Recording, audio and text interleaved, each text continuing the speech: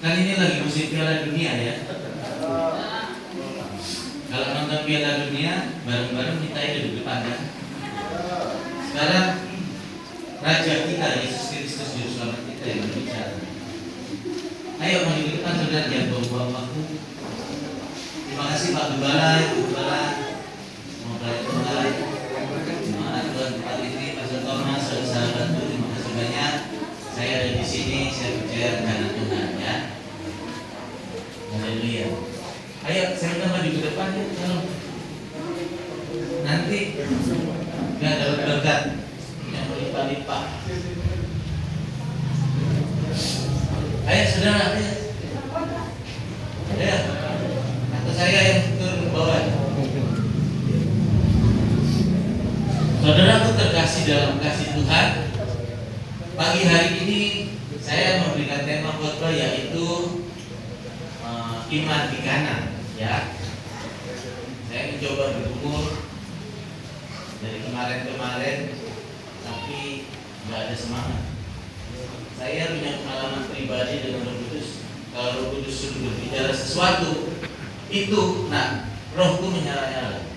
Jadi saya ingin berbicara iman kanan, saudara. Saya ingin mengajak saudara betul-betul akan hidup di dalam kerajaan yang tak tergoncangkan. Bagaimana saudara tidak terjamah penyakit, ya.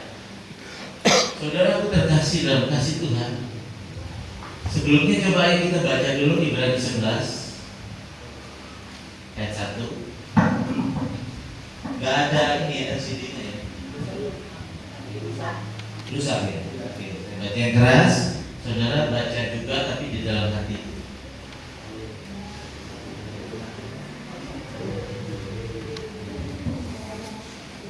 Ibrani 11 ayat 1. Demikian firman Tuhan. Saksi-saksi iman. Iman adalah dasar dari segala sesuatu yang kita harapkan dan bukti dari segala sesuatu yang tidak kita lihat. Nah, sekarang kita beralih ke Yohanes 2. Yohanes 2 ayat 1 sampai 11. Demikian firman Tuhan. Perkawinan di Kana. Pada hari ketiga ada perkawinan di Kana yang di Galilea, dan ibu Yesus ada di situ. Yesus dan murid-muridnya diundang juga ke perkawinan itu. Ketika mereka kekurangan anggur, ibu Yesus berkata kepadanya, nyanyi huruf besar ya kepada Yesus, mereka kehabisan anggur. Kata Yesus kepadanya, mau apakah engkau daripadaku ibu? Saatku belum tiba. Tetapi ibu Yesus berkata kepada pelayan-pelayan, apa yang dikatakan kepadamu, buatlah itu. Di situ ada 6 tempayan yang disediakan untuk pembasuhan menurut adat orang Yahudi. Masing-masing isinya 2-3 buyung. Yesus berkata kepada pelayan-pelayan itu, isilah tempayan-tempayan itu penuh dengan air. Dan mereka pun mengisinya sampai penuh. Lalu kata Yesus kepada mereka, sekarang cedoklah dan bawalah kepada pemimpin pesta. Lalu mereka pun membawanya. Setelah pemimpin pesta itu mengecap air yang telah menjadi anggur itu, dan ia tidak tahu dari mana datangnya. Tetapi pelayan-pelayan yang mencedok air itu mengetahuinya. Ia memanggil mempelai laki-laki dan berkata kepadanya, setiap orang menggunakan anggur yang baik dahulu, dan sesudah orang puas minum, barulah yang kurang baik. Akan tetapi engkau menyimpan anggur yang baik sampai sekarang. Hal itu dibuat Yesus di Kana yang di Galilea sebagai yang pertama dari tanda-tandanya. Dan dengan itu ia telah menyatakan kemuliaannya, dan murid-muridnya percaya kepadanya. Amin. Saudara, dari iman itu saudara, dasar segala sesuatu yang kita harapkan. Buat orang yang sakit kan berharap sembuh ya. Iman adalah dasar dari segala sesuatu yang kita harapkan. Tetapi bukti dari segala sesuatu yang tidak kita lihat. Jadi kalau yang kita lihat dulu itu bukan iman, bukan iman. Sekarang saya ingin menjelaskan kenapa orang itu bisa sakit. Ya, mau pendeta terkenal, pendeta besar, mau pendeta kecil, mau jemaat, ya, mau rasul, mau nabi, mau guru, mau gembala, mau penginjil, mereka semua bisa sakit. Penyebab orang bisa sakit itu, manusia bisa sakit itu 3 hal. Satu, memang secara umum kebanyakan karena dosa. Karena dosa. Contoh, ganti-ganti perempuan, seks bebas, akhirnya kena HIV. Iya kan? Sifilis. Yang kedua, karena melanggar hukum karunia Allah. Ya. Yang kedua, melanggar hukum karunia Allah. Contoh, males gosok gigi, gusinya bengkak, giginya berluka. Nah, itu ya kan? Males gosok gigi, sebulan, 2 bulan, gak apa-apa, setahun, 2 tahun, 3 tahun, sampai gusinya bengkak, berluka. Tabel pun udah gak bisa, sakit. Nah, yang ketiga yaitu semua Tuhan izinkan untuk kemuliaan Tuhan. Ya, izinkan untuk kemuliaan Tuhan. Nah, yang kedua ini yaitu karena melanggar hukum-hukum alamiah Allah, ya, atau karunia Allah. Nah, misalnya kita ini gelojo, rakus. Kan kalau pendeta, saya ada teman juga pendeta banyak yang sakit stroke, sakit kanker. Pendeta tolong doakan anak saya ini naik pangkat.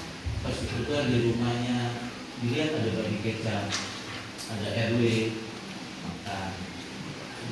Besok lagi, Pak Pendeta, anak saya mau pindah ke Jakarta, tolong dong doain. Datang lagi, babi kecap lagi, RW lagi. Ya kan? Nanti doain lagi, ada begitu lagi. Sebulan, 2 bulan, 3 bulan, 1 tahun, 2 tahun, 3 tahun, 4 tahun, 5 tahun, 6 tahun, 7 tahun, 2 tahun, 10 tahun. Ya kan? Karena apa? Melanggar hukum alami Allah, tidak jaga pola makan. Gaya hidupnya juga sering begadang. Kalau hamba Tuhan nggak begadang lah ya, kecuali kalau puasa dia mau penyembahan semalam suntuk. Tapi jemaat-jemaat kebanyakan punya gaya hidup yang tidak baik, sering begadang, main HP, ya, kurang tidur. Akhirnya penyakit banyak datang. Banyak main HP, sebelah kiri terus gini kan, akhirnya berat saraf sini diketin, sakit, begini sakit. Banyakan kanan yang sakit. Ya. Nah, saudara aku terkasih dalam kasih Tuhan. Kalau kita mau sehat, kita harus punya gaya hidup yang baik, yang benar. Tuhan Yesus itu bawa puasa 40 hari 40 malam, jalan kaki naik gunung. Nabi Musa, ya. Nah, Nabi Elia. Jadi Alkitab juga ajarkan kepada kita olahraga. Coba tanya dokter, olahraga yang terbaik apa? Coba tanya. Jalan kaki.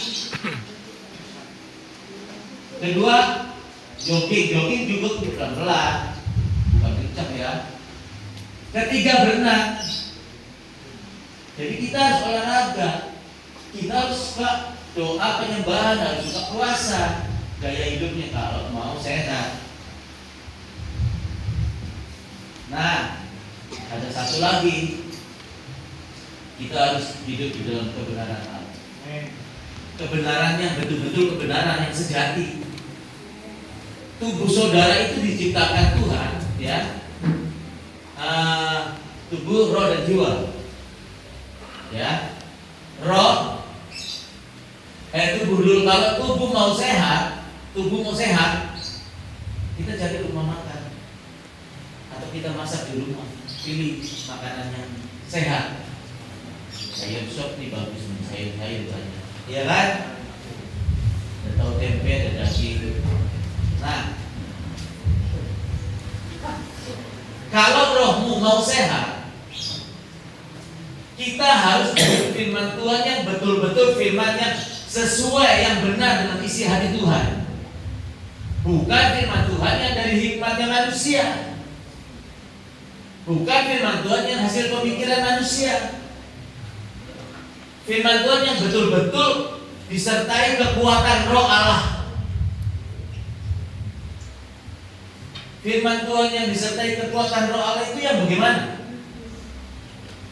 Saudara, kita ini ya, saudara ya, baca Alkitab, kita hafalin Yohanes 2 ayat 1 sampai 11. Kita hafalin. Kita buka lagi di Google. Kita lihat lagi di YouTube. Kita bisa khotbah. Mau khotbah di gereja, mau di lingkungan teman-teman, di mana aja kita bisa berkhotbah. Persoalannya bukan itu, saudara. Iblis juga tahu firman Tuhan. Iblis hafal firman Tuhan dari Kejadian sampai Wahyu, luar kepala, saudara. Nah, jadi firman Tuhan yang disertai kekuatan Roh Allah adalah firman Tuhan yang disampaikan, yang diberitakan oleh hambanya yang berani mempercayai firman Tuhan 100%. Itu firman Tuhan yang disertai kekuatan Roh Allah. Itu mempunyai kekuatan. Firman Tuhan itu yang disertai Roh Allah itu akan menginsafkan manusia dari dosa. Tanpa firman Tuhan yang disertai kekuatan Roh Allah, nonsen, kita akan berubah, kita jadi bertobat. Saudara, jangan terkesima sekarang. Firman Tuhan berkata, janganlah imanmu tertuju kepada hal-hal yang lahiriah. Didoain, touch, jatuh. Ada yang banyak yang pakai kaki ya, saya lihat ya, yang orang Afrika, orang Eropa, touch, langsung pijak-pijak. Banyak itu touch, berjatuhan. Ratusan orang, ribuan orang. Touch, yang di lantai berjatuhan. Ada KKR, pendeta Afrika, ribuan orang di lapangan, paling ujung sana tahu-tahu ada angin bergulung-gulung.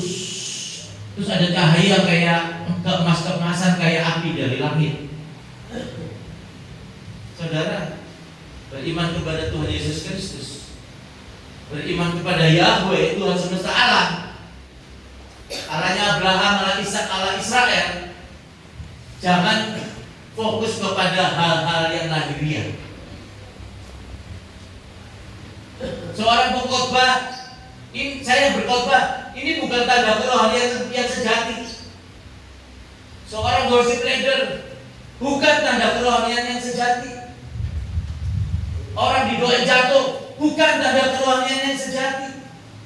Kenapa saya bilang begitu, saudara? Saudara, seorang worship leader ini di Kalimantan, di Balikpapan, punya variasi mobil. Dia seorang worship leader di gereja besar. Suaminya seorang pengkhotbah. Dia punya kakak satu cowok, punya adik satu cewek, cowok.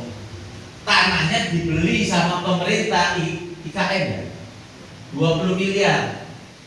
Karena papa mamanya tinggal, mamanya sudah tua, di situ dia yang jaga, dia yang rawat. IMB rumahnya mungkin tiap tahun dia bayar. Kakaknya sama adiknya nggak dibagi. Kakaknya teman saya, toko variasi mobil. Aku kan supply ke dia. Ngobrol ya. Dia udah nggak ke gereja bertahun-tahun. Dia cerita, buat apa Pak Pendeta Bobby? Buat apa saya ke gereja? Adikku aja yang worship leader, sifatnya serakah kayak iblis. Buat apa itu suaminya pengkhotbah? Harta warisan dikatangi, dikuasai. Saya bilang, kok Jangan karena adiknya Koko dipakai iblis, serakah, jadi Koko, korban masuk neraka. Gak beribadah masuk neraka. Ibadah, udah ibadah cari tempat lain, pokoknya harus ibadah cari Yesus. Akhirnya ibadah. Nah, saudara, orang yang dihinggapi Roh Kudus, orang yang dipenuhi Roh Kudus, orang yang dibaptis Roh Kudus, ada perubahan hidup. Menghormati Tuhan, mencintai Tuhan berapi-api. Tuhan itu segala-galanya buat dia. Jadi kalau orang bilang aku dibaptis Roh Kudus, berbahasa roh, baru nyanyi satu lagu, itu bukan tanda kerohanian yang sejati. Banyak orang yang nyanyi tapi ngomongin orang kiri sana, orang sini, banyak. Orang yang dihinggapi Roh Kudus, orang yang dibaptis Roh Kudus, orang yang diurapi Roh Kudus, ada perubahan hidup. Dia cinta Tuhan, dia menghormati Tuhan, dia menguduskan hari Sabat, dia rindu beribadah, dia rindu mencari jiwa-jiwa untuk dimenangkan bagi Kristus. Amin. Itu nggak bisa disangkal. Jadi kalau ada orang saksian hebat-hebat, khotbah hebat-hebat, tapi nggak haus rindu jiwa-jiwa atau sombong, ya, I don't believe. Tubuhmu adalah bait Allah, tempat Roh Allah dia dan tinggal di dalam kamu. Di sini nih Roh Kudus, Roh Yesus Kristus, Roh Allah, atau roh kesombongan, atau iri hati, atau benci, dendam, amarah, korupsi, tidak jujur, roh pezinahan, pencabulan. Ujilah setiap roh, dari buahnya lah kamu dapat melihat. Seorang hamba Tuhan, ujilah betul-betul gak nabi Allah ini. Amin. Saya seorang hamba Tuhan yang sudah berkhotbah dari Sabang sampai Merauke 1000 kali lebih. Dan saya seorang hamba Tuhan yang sudah bernasar, gak mau minum obat, gak mau ke rumah sakit sampai mati. Kenapa saudara? Mau tahu? Saya doain orang sakit TBC sudah tidak terhitung, gak pakai masker, tanda tangan di atas meterai. Saya gak tertular. Gula darah saya 528, gak minum obat, gak rumah sakit. Sometimes saya melihat lampu warna ungu, sometimes saya tes lagi keluar, ini kok langit cahayanya ungu. Kalau saya maaf jongkok, kaki saya kayak ditusuk-tusuk jalan. Bangun tidur sampai sakit-sakit banget. Walaupun saya menderita seperti itu saudara, sekali saya mempercayai firman Tuhan 100%, saya tetap mempercayai firman Tuhan 100%. Saya tidak akan ke rumah sakit, saya tidak akan minum obat. Why? Firman Tuhan berkata, Matius 11 ayat 22, 23, 24. Percayalah kepada Allah, kepada Yahweh itu Tuhan semesta Allah, pencipta manusia dan semua makhluk hidup di dalamnya, pencipta langit dan gunung, lautan semua. Percayalah kepada Allah. Katakanlah kepada gunung itu supaya beranjak dan tercampakkan ke dalam laut, asal tidak bimbang hatinya, melainkan percaya bahwa apa yang dikatakan itu akan terjadi dan terjadi baginya. Dan Yesus sendiri yang berkata, gunung itu penyakit yang katanya dokter gak bisa sembuh. Dokter itu bilang kalau gula darah 528, teman-teman banyak, tetangga banyak, 378, 434 meninggal komplikasi. Cuci darah seminggu 2 kali. Saya makan gak pandang-pandang, durian saya makan, daging babi saya makan, sate kambing saya makan.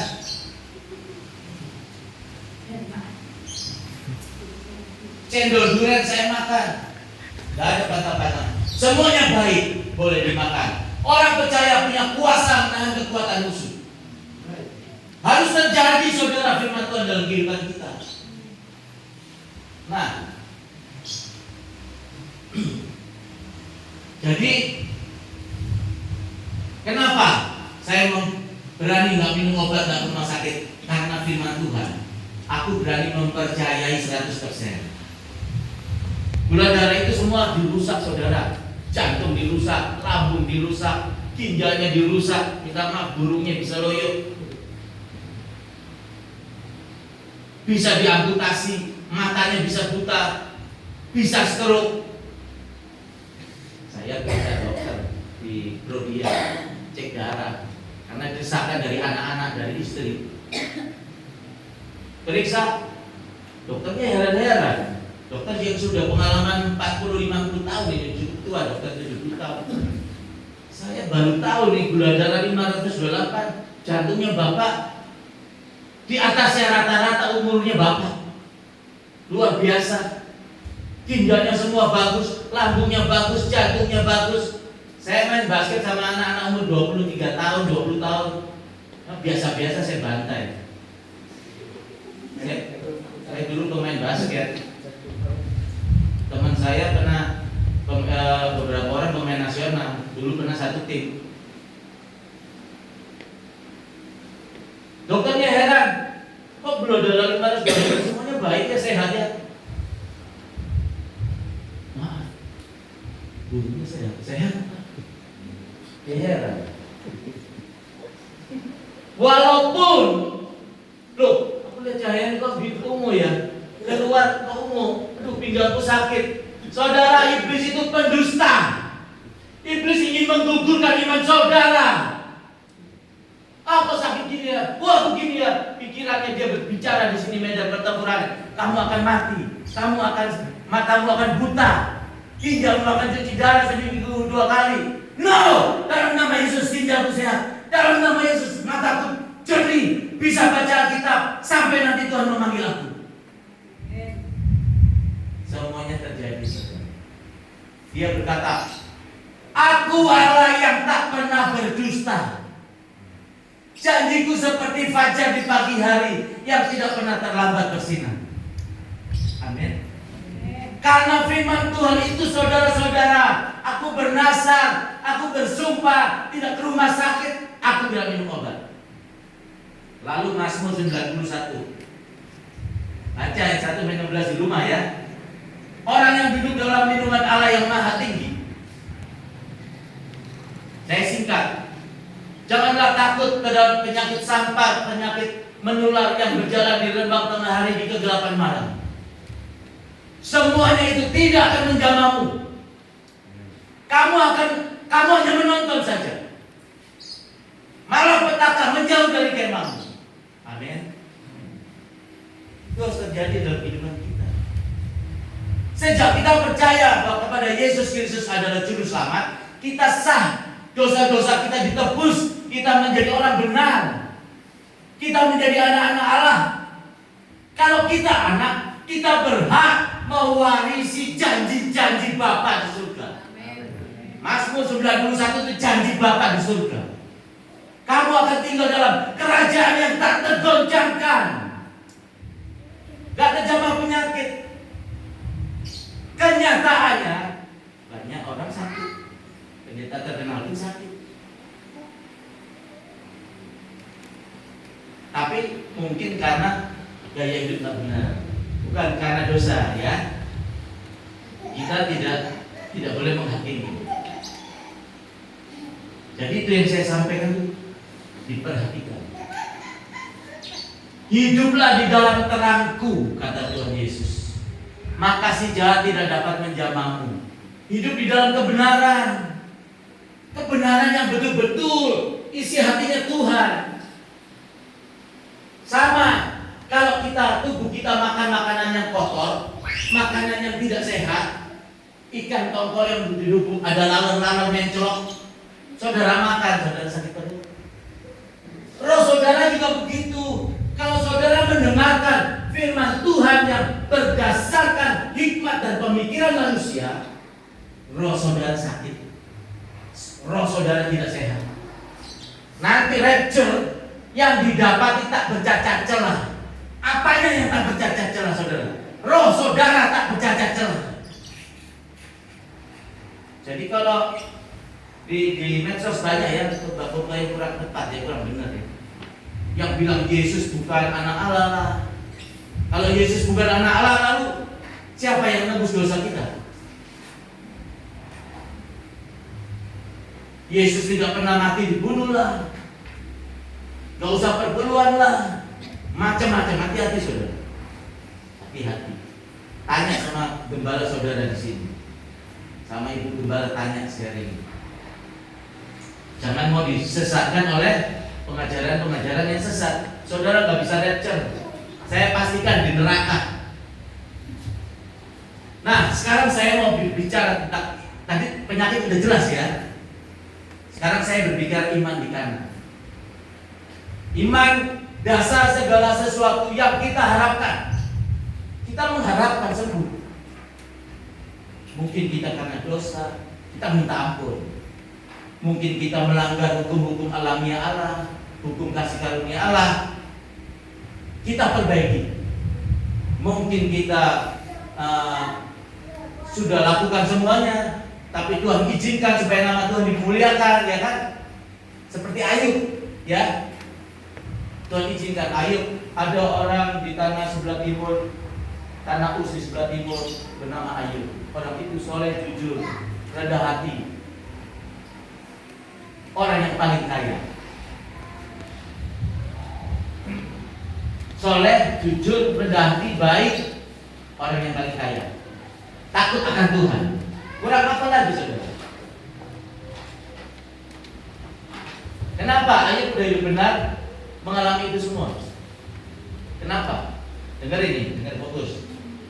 Jangan dengar pengajaran-pengajaran yang nggak jelas. Nanti rohnya nggak sehat. Dengerin. Soalnya banyak pengkhotbah membahas tentang Ayub ini nggak jelas.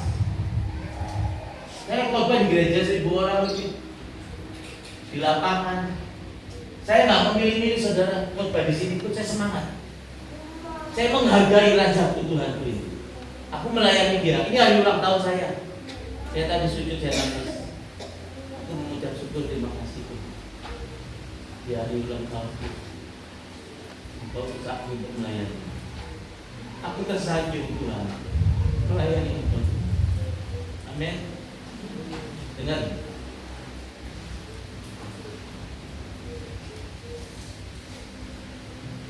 Iblis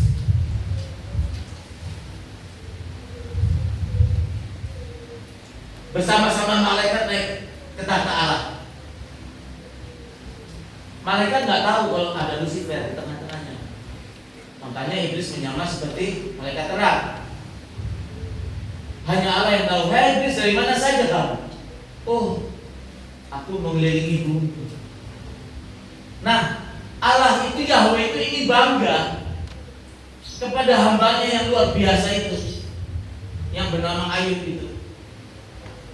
Bagaimana dengan hambaku Ayub? Nah, iblis itu pendakwa ya. Wah, jelas Ayub itu menyembah Engkau, taat setia kepada Engkau. Engkau berkati hidupnya, anak-anaknya semua cantik-cantik, ganteng-ganteng, Engkau berkati. Mereka mengadakan pesta di rumahnya masing-masing secara bergilir. Uangnya melimpah-limpah. Tuhan berbicara gini, Allah berbicara gini. Baik, anaknya, hartanya ada dalam kuasamu. Tapi ingat ya, kamu tidak berhak atas Ayub. Iblis turun saudara. Turun, anaknya itu 10 mati dalam 1 hari.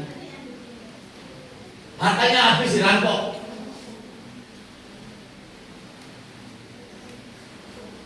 Terus Ayub masuk kamar.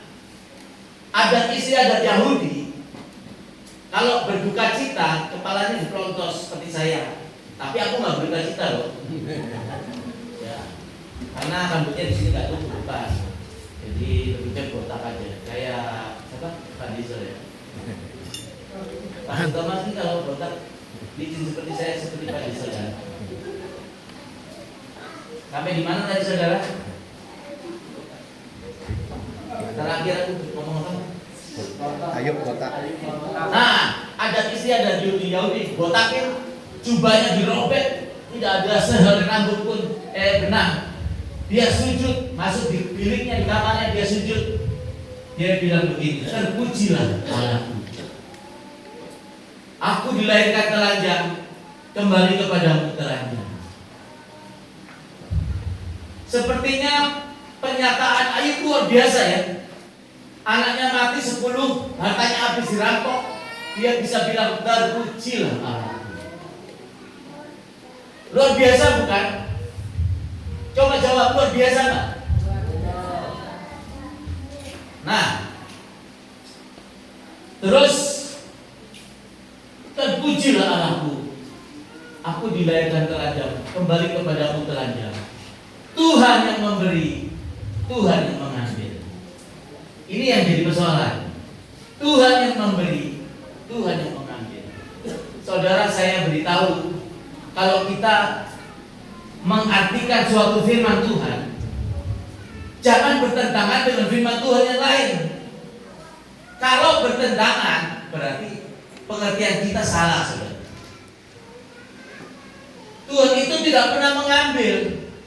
Karena di Yohanes 6 ayat 10 ya, berkata begini, karena begitu besar kasih Allah akan dunia ini, sehingga dia mengaruniakan anaknya yang tunggal, yaitu Yesus Kristus, supaya barang siapa yang percaya kepadanya tidak binasa, melainkan memperoleh hidup yang kekal. Jadi Bapa di surga itu, Yahweh itu memprakarsai, memberi. Anaknya yang terkasih pun dikasih buat kita, menggantikan kita, menebus dosa kita. Dia digantikan di salib, dia mati di kayu salib. Makanya kalau ada pengkhotbah bilang Yesus tidak pernah mati, itu bagaimana? Yang menebus dosa kita siapa tuh? Hati-hati saudara. Nah, jadi ketika Ayub punya pengertian Tuhan yang memberi, Tuhan yang mengambil, Alkitab tulis Ayub tidak bersalah dengan bibirnya. Ya, Ayub tidak menyadari bahwa ada roh fatalisme yang merasuki pikirannya, jiwanya Ayub ini. Perhatikan, Ayub tidak menyadari ada roh fatalisme, yaitu paham firman Tuhan yang diputarbalikkan. Udah nasibku, anakku 10 mati dalam satu hari itu, tanggal sekian, bulan sekian, udah nasib, udah takdir. Ada anaknya pendeta umur 4 tahun, dijaga babysitternya di Flores, di depan gerejanya ada trotoar, tak-takan bola, ada mobil mabuk, ditabrak, kepalanya pecah. Itu udah takdirnya anakku mati, umur 4 tahun, ditabrak mobil, kepalanya pecah. Udah keguguran, istrinya meninggal umur 30 tahun, suaminya jadi duda, atau suaminya meninggal, istrinya jadi janda. Udah takdir, udah nasib gua hidupnya begitu. Itu roh fatalisme. Tuhan yang memberi, Tuhan yang mengambil, itu roh fatalisme. Tuhan gak pernah mengambil. Dan akan terjadi, Ulangan 7 ayat 12 sampai 14. Dan akan terjadi karena engkau mendengarkan firman-Ku, melakukannya dengan setia, maka Aku Tuhan Allahmu akan memberkati engkau, melindungi engkau, penyakit sampar, penyakit menular, wabah celaka, malapetaka yang dulu kutimpakan di tanah Mesir, sekali saja tidak akan pernah menjamahmu. Itu janji Tuhan. Kalau kita menuruti firman Tuhan, di dunia kita diberkati. Tuhan memberi, gak pernah Tuhan mengambil.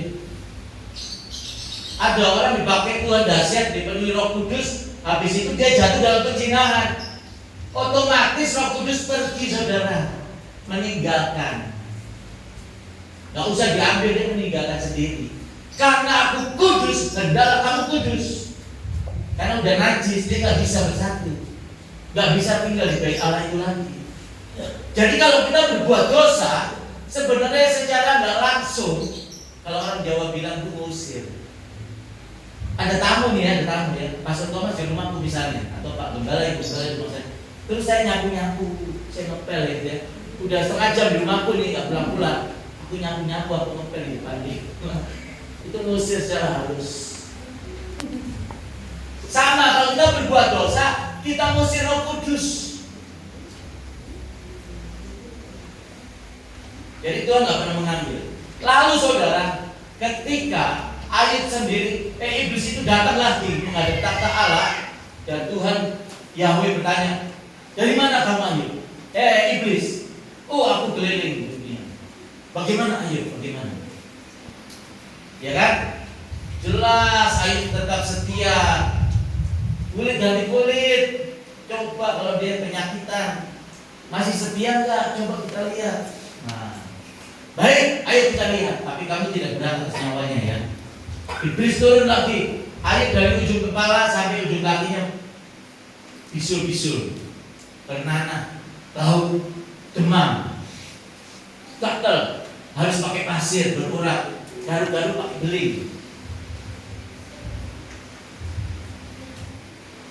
Lalu istrinya bilang gini, masih bertekunkah engkau kepada Allahmu? Matilah kamu, kutuki Allahmu itu. Ayub jawab apa saudara? Kamu seperti perempuan gila. Apakah kita mau menerima yang baik dari Allah, sedangkan yang buruk tidak? Coba dibuka firman Tuhan. Kalau nggak percaya dibuka. Coba Ayub 2 ayat 9-10. Coba Ayub 2 ayat 9-10.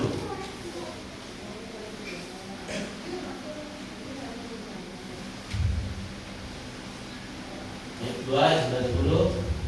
Salah seorang berdiri, coba baca.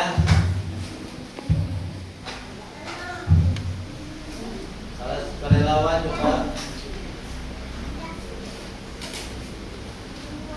Ayo sukarelawan ada?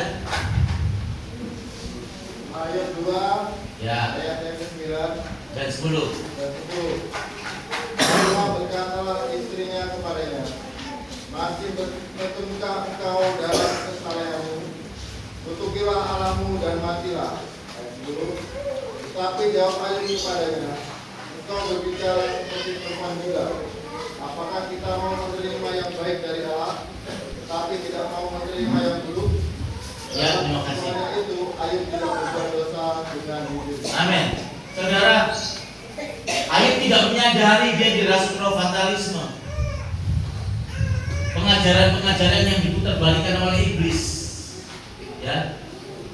Kalau saudara dengan firman Tuhan yang nggak benar, saudara rohnya bercacat celah, nggak sehat. Ayub nggak menyadari. Dia bilang, apakah kita mau menerima yang baik dari Allah, sedangkan yang buruk tidak? Firman Tuhan berkata, rancanganku damai sejahtera sukacita oleh Roh Kudus, bukan kecelakaan. Hari esok penuh harapan. Jadi Allah nggak pernah merancangkan yang buruk-buruk kepada kita, nggak pernah. Rancangannya baik, indah. Kemarin saya sharing sama Pastor Thomas bahwa kita itu sudah dirancang Allah sebelum dunia dibentuk, sebelum kita dirajut di kandungan ibu, sudah direncanakan Tuhan. Jalan hidupmu terlukis di telapak tanganku, kata Dia. Iya kan? Aku sudah mengenal engkau sejak engkau dirajut di kandungan ibu. Jadi Tuhan itu punya rencana yang indah. Jalan hidupmu terlukis di telapak tanganku, kata Tuhan.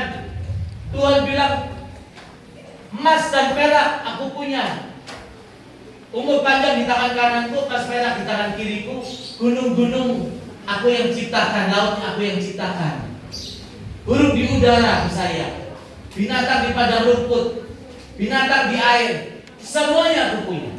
Amin. Jadi kalau Tuhan kaya, Yahweh kita kaya, Bapa kita kaya, dan kita sudah direncanakan masa depan kita, kita orang yang paling bodoh kalau kita tidak membina hubungan yang baik dengan Bapa kita. Kita orang dunia yang paling celaka. Nanti berakhir di neraka. Jadi saudara-saudara, mari saudara-saudara, rancangan Tuhan itu damai sejahtera sukacita, bukan kecelakaan. Hari esok penuh harapan. Amin. Iblislah yang mereka-reka kejahatan atasmu. Iblis yang mereka-reka kita kejahatan. Berbuat dosa akhirnya penyakitan. Iya kan? Belonjo, serakah, makan enak itu makan. stroke. Nah, jadi saudaraku terkasih dalam kasih Tuhan, segala sesuatu yang baik dan sempurna datangnya dari atas, dari Bapa segala terang. Nah, jadi kalau kita punya pengertian, jangan seperti roh fatalisme yang merasuki Nabi Ayub. Tuhan yang memberi, Tuhan yang mengambil. Nanti ada ibadah kematian, saudara.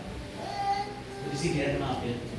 Ada ibadah, ada seorang ibu melahirkan anak, 2 hari kemudian mati. Pendetanya khotbah, ibu Andre, terima ya, itu rencana Tuhan. Bagaimana seorang hamba Tuhan bilang, seorang ibu melahirkan 2 hari terus meninggal, dibilang rencana Tuhan. Sedangkan firman Tuhan berkata, rancangan itu damai sejahtera, sukacita oleh Roh Kudus, bukan kecelakaan. Harinya sok penuh harapan. Tuhan tidak pernah memberikan pengharapan palsu, PHP. Anak-anak muda sekarang juga suka kasih PHP kalau ajaran. Iya kan? Dalam hidup ibadah, Bu Andre, terima ya, itu rencana Tuhan. Habis selesai pendetanya khotbah, saya berdiri. Minta maaf Pak Pendeta, saya boleh menambahkan? Oh boleh. Saya tambahkan, saya jelaskan. Ini bukan rencana Tuhan Pak Pendeta. Saudara-saudara terkasih, ini bukan rencana Tuhan. Ini rancangan iblis, saya bilang. Kita harus berani meluruskan hal itu, saudara. Saya pernah khotbah rapat sinode. Saya beri roh pengertian Roh Kudus. Saya turun, ketua sinodenya kan pakai baju toga tuh. Baju hitam semua, panjang. Wah, pakai dasi mewah deh. Saya bernubuat, Pak Pendeta, demikianlah firman Tuhan. Kehidupan Pak Pendeta dalam 40 hari ini akan seperti Imam Eli. Bertobat, saya teruskan khotbah lagi. Mana ada pengkhotbah seperti itu? Di rapat sinode ini pendeta-pendeta dari banyak daerah-daerah kumpul. Saya kalau disuruh Roh Kudus ngomong, saya nggak peduli, saya ngomong. Saya mau ditarik, mau disuruh keluar, dipukulin, itu urusan nanti. Yang penting aku taat sama Roh Kudus. Aku melayani Roh Kudus, melayani Tuhan. Bukan melayani manusia, cari perkenanan manusia. Amin. Dalam 40 hari anaknya 2 sakit, stroke, meninggal. Enggak sakit, buang-buang air besar terus, buang air besar terus, meninggal 2. Istrinya sakit juga, kepikiran, stroke, meninggal. Suaminya ketua sinode akhirnya stroke juga, meninggal juga. Terjadi, saudara. Pendeta-pendeta di organisasi itu sama saya langsung pada takut. Menghormati. Itu yang nggak benar takut. Kalau yang benar pasti dekat, langsung merapat mendekat. Nah, saudara itu terkasih dalam kasih Tuhan Yesus Kristus. Sekarang saya bicara iman. Kita berharap sembuh kan? Ya. Saya minta tolong airnya taruh sini bisa ya. Yang 1-0 ya Ibu Bala. Ya, Ibu Bala 1-0 ya. Nah, saudara, ini kosong ya, kosong nih. Waktu mujizat di Kana, pelayan-pelayan pesta ngomong sama ibunya Yesus, Ibu, nggak bisa nantun. Pesta itu kalau nggak bisa nantun malu, saudara. Di Yahudi sana haid. Panggil ibunya, panggil Yesus ini. Apa maumu Ibu? Waktu itu belum tiba. Terus ibunya langsung potong haid. Udah, Ren, apa yang disuruh tuh yang Yesus buat, lakukan ya. Di situ ada beberapa tempayan, isinya 2 kayu masing-masing. Anggaplah ini udah cukup 1 tempayan buat ilustrasi ya. Ambil air, kata Tuhan Yesus. Ambil air. Ini air, tadi minum ya. Bisa diminum. Oh, sudah minum. Ini air ya. Air putih apa anggur ini? Ngerti ya? Kata Tuhan Yesus, masukkan ke dalam tempayan itu ya. Masukin. Tadinya kosong. Saudara lihat, ini udah jadi anggur belum warnanya merah? Lihat yang benar dulu. Udah belum? Belum. Coba diminum. Pas diminum, ternyata kalau di Alkitab itu kan jadi merah, jadi anggur diminum. Wah, ini pesta dari awal sampai akhir menyediakan anggur yang terbaik. Ya, tapi ini aku niru-niru, kok nggak jadi anggur ya? Itulah iman, saudara. Walaupun gunung itu tak berpindah, tetap percaya. Rencanamu yang terindah. Iya, nanti kita nyanyi lagu itu ya. Saudara, iman itu seperti itu. Dan dia bilang, aku bukan Allah yang berdusta. Janjiku seperti fajar di pagi hari yang tidak pernah terlambat bersinar. Kalau saudara berani mempercayai firman Tuhan, air menjadi anggur ini. Saudara berani mempercayai. Kalau saudara bahkan berani tidak dicampur tangan dokter, tidak pergi ke rumah sakit. Kalau saudara meninggal, nanti saya gantikan di neraka. Penyakitnya tanggungkan kepadaku. Mau sakit kanker, sakit jantung, sakit stroke, tanggungkan kepadaku. Kenapa saya berbicara seperti ini, saudara? Saya sudah alami. Saya sehat-sehat aja. Saya doain orang sakit TBC, saya nggak keluar. Pernah orang sakit flu burung, dokter pakai baju angkasa, pakai helm, pakai semuanya tertutup, periksa, tinggal kulit dan tulang. Saya disuruh Tuhan datang. Secara manusia saya takut. Saya berlutut, saya nangis di depan pintu. Tuhan, hidupku itu milikmu Tuhan. Sehelai rambutku pun aku tidak punya hak. Jadilah firman-Mu. Aku percaya dalam nama Yesus, aku tetap sehat, tidak tertular. Saya doain, saya peluk. Istrinya bilang, Pak Pendeta jangan masuk. Kemarin ada dokter 3 pakai helm, pakai baju kayak angkasa masuk. Tinggal tunggu suamiku akan meninggal. Gak apa-apa Bu, saya masuk Bu, saya disuruh Roh Kudus. Istri saya bilang, saya kalau doain orang sakit peluk-peluk jangan pulang ke rumah. Aku ketularan. Tapi saya datang, saya peluk. Hidupnya 7 tahun lagi, saudara. Saya sehat. Amin. Nah, itu iman seperti itu, saudara. Terima kasih. Amin. Saudara, makan yang baik, minum yang cukup, tidur yang cukup, berdoa, berdoa, berdoa, berdoa, berdoa. Percaya air menjadi anggur itu akan menyembuhkan saudara. Seringkali iman kita itu cuma di mulut doang. Percaya, percaya, amin, amin, yes. Kenyataannya, perutku sakit, udah gak tahan, pergi ke rumah sakit minum obat. Ke rumah sakit minum obat tidak berdosa, ya, nggak apa-apa. Hanya saudara meragukan kekuatan firman Allah.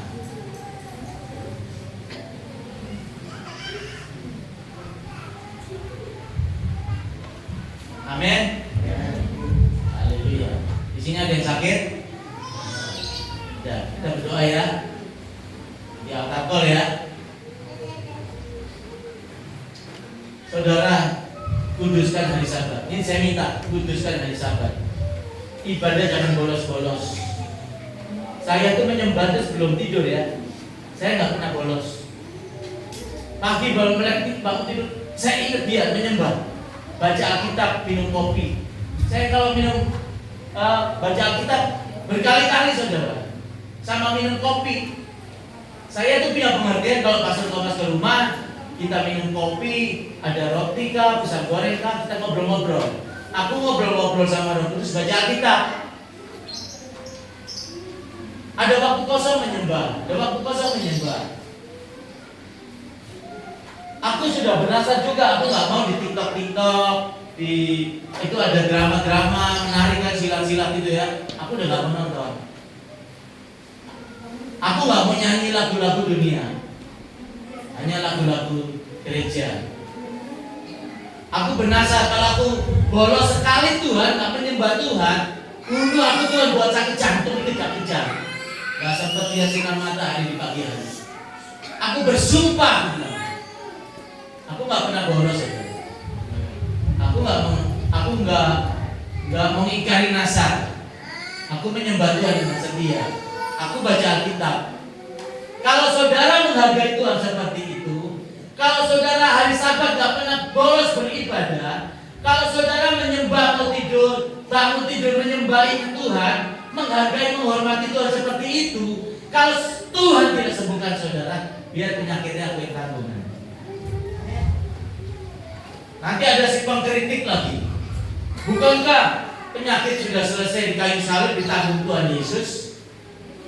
Yang tanggung Tuhan Yesus. Tuhan Yesus yang hidup di dalamku. Jika ada orang yang menyakiti kamu, bukankah orang itu menyakiti aku lebih dulu? Kata Tuhan Yesus, betul nggak? Nah, kalau saya disakiti, saya diomongin, saya dikritik, saya marah-marah, saya kecewa, saya sakit hati, berarti bukan roh Yesus yang di sini, roh Bobiato. Tapi kalau Roh Kudus, roh Yesus Kristus yang tinggal di sini, ketika ada orang kritik aku, menyakiti aku, memfitnah aku, nggak masalah, nggak ngefek. Mereka sedang menyakiti, sedang mengecewakan Tuhan Yesus, bukan aku. Jadi kalau Roh Kudus yang di sini, Yesus yang di sini, ketika aku berkata, kalau saudara percaya 100% kepada Tuhan Yesus, percaya firman Tuhan 100%, dan Tuhan Yesus tidak sembuhkan saudara, penyakitnya Tuhan takut. Akunya siapa? Yesus yang di dalam. Makanya jangan suka jadi pengkritik. Amin.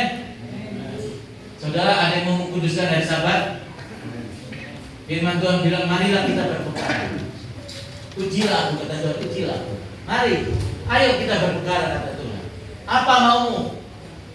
Tuhan, aku mau sembuh.